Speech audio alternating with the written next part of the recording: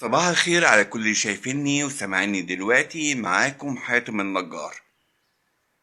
انا بكلمكم من القاهرة، من مصر هنا، جمهورية مصر العربية. طبعا كل المصريين الموجودين جالهم صدمة حضارية. ليه صدمة حضارية؟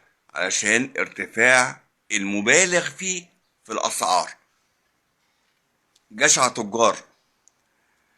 وانا جاي النهاردة اقول لك ازاي تقاوم على قد ما تقدر.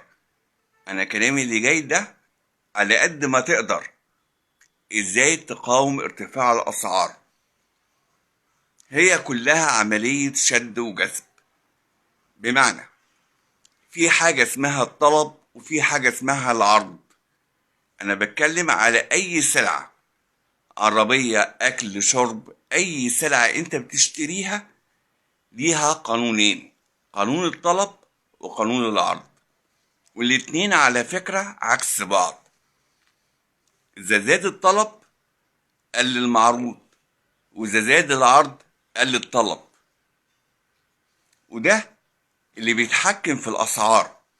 لما التاجر النهاردة يلاقيني أنا كمستهلك بجري على سلعة معينة بيبيعها، وليكن زي أزمة الفراخ اليومين دولت،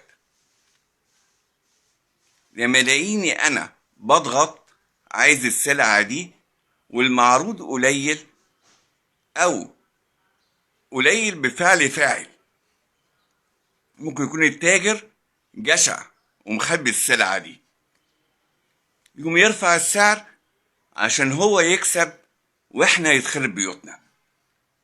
طب عشان نقاوم الكلام ده نعمل ايه؟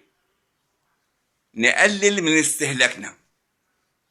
يوم المعروض عنده يزيد، فإجباري ينزل السعر.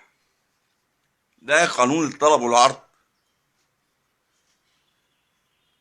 طبعا زيادة الطلب ده في جانب إنساني. بمعنى ايه جانب الإنساني ده؟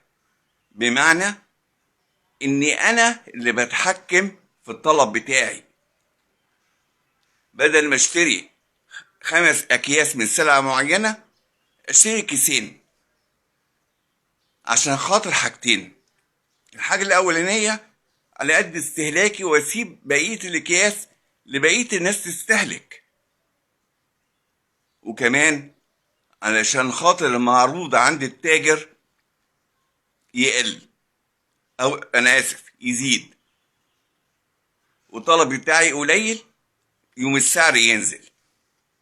ملهاش حل غير كده. ده اسمه مش ارتفاع اسعار، ده اسمه جنون اسعار. لسه هنتكلم كتير. واكتبوا لي في التعليقات ايه رأيكم في الاسعار دلوقتي وازاي نتحكم فيها. كنت معاكم حاتم النجار.